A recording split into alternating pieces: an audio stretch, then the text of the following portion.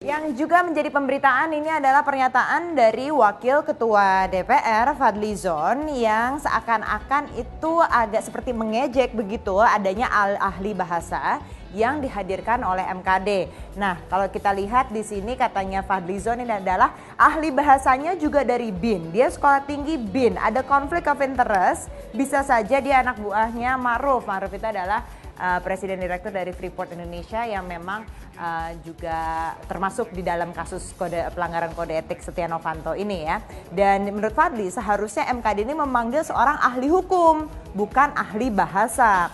Sebab legal standing atau kedudukan hukum yang memiliki kapasitas untuk menilainya adalah ahli hukum. Nah, terkait dengan pernyataan Fadlizon ini tentu saja mengundang respon banyak sekali. Kita lihat ini responnya yang beredar di media sosial karena memang kasus soal pelanggaran kode etik Setia Novanto dan bergulirnya sidang di MKD ini sangat dinanti oleh masyarakat dan publik memang sering sekali menyuarakan kritiknya maupun itu juga komennya, pendapatnya di media sosial karena memang sampai saat ini pun juga belum ditentukan begitu ya, ini sidangnya sebenarnya kapan akan berlangsung, siapa saja yang dihadirkan, kapan orang-orang itu akan dihadirkan, itu masih di pembicaraan.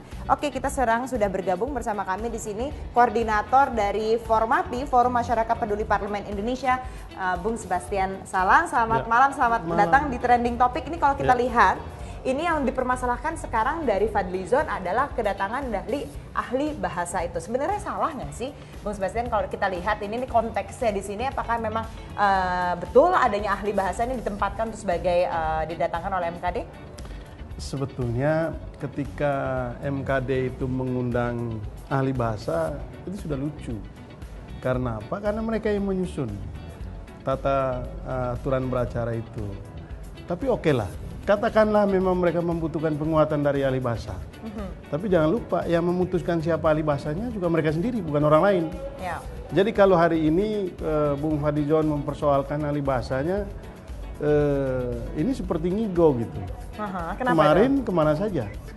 Ya, mestinya sejak awal kan sebagai pimpinan Pak Fadlizon juga tahu siapa yang akan diundang. Lalu ketika dia sudah memberikan keterangannya sebagai ahli, dan keterangan itu diterima, maka kemudian masalahnya menjadi selesai. Tetapi ini kan jelas sekali bahwa keterangan yang disampaikan Pak Fadlizon itu berkaitan dengan sejumlah keterangan yang lain dari sejumlah orang yang berusaha untuk mengulur-ulur waktu, bahkan menghambat proses persidangan di MKD itu. Sebetulnya jadi, itu yang ingin jadi ini dimulai untuk sengaja emang buying time begitu? Ya, saya kira secara gamblang sebetulnya tujuannya itu. Cuma ini kan orang politik ini pandai mengemas bahasa beretorika untuk mengaburkan pemahaman publik, tapi sebetulnya publik kita sudah cerdas, begitu. Jadi apapun yang dilakukan sekarang menurut saya, semua orang tahu bahwa itu adalah upaya untuk menghindari proses pemeriksaan di MKD ini.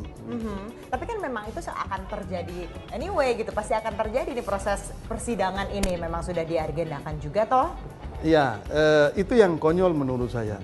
Ketika Mahkamah Kehormatan Dewan sudah membuat keputusan dan hari ini mestinya mereka sudah mulai sidang pertama gitu untuk membicarakan agendanya, lalu siapa-siapa yang nanti akan dihadirkan, justru dimentahkan kembali. Nah, lebih aneh lagi, pimpinan MKD menerima begitu saja. Seolah-olah apa yang sudah diputuskan minggu sebelumnya itu tidak punya makna apa-apa. Nah, Anda bayangkan kalau mekanisme di DPR semua seperti itu, orang yang baru datang kemudian dia bisa mementahkan semua pembicaraan. Maka DPR kita tidak akan pernah maju. Dan tidak akan ada keputusan yang mereka buat. Jadi, ini kekonyolan-kekonyolan yang justru membuat DPR ini semakin ditertawakan gitu. Bung Sebastian, kok Anda bilang kenapa mereka perlu mengulur waktu itu? Sebetulnya kan pertama orang yang mau disidangkan ini adalah orang yang sudah pernah disidangkan sebelumnya. Begitu. Jadi apapun keputusan Mahkamah Kehormatan Dewan nanti, sanksi apapun itu, pasti resiko politiknya cukup besar bagi Pak Novanto. Karena itu pilihannya adalah ini habis-habisan di awal. Kalau bisa sidang MKD ini tidak terjadi.